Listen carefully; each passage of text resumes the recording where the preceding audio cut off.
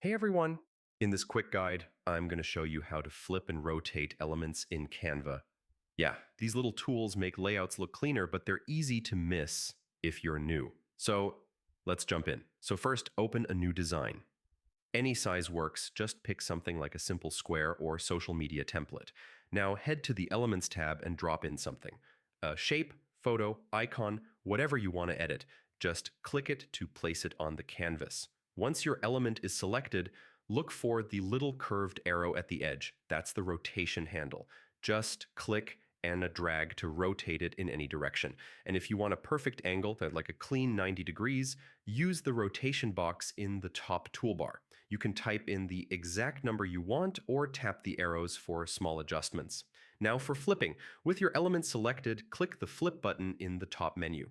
From here, you can flip it horizontally or vertically. Great for creating mirrored layouts or fixing reversed graphics.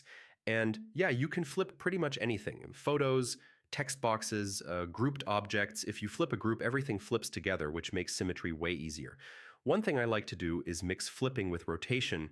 You can rotate an element a few degrees, then flip it for a cool, mirrored effect. It's a simple trick, but it looks pretty polished. If things get a bit messy, you can always reset the rotation. Just type 0 in the rotation box or hit undo. So that's how you flip and rotate elements in Canva. Quick tools, but they make a huge difference in your design flow. Thanks for watching, and I'll see you in the next tutorial.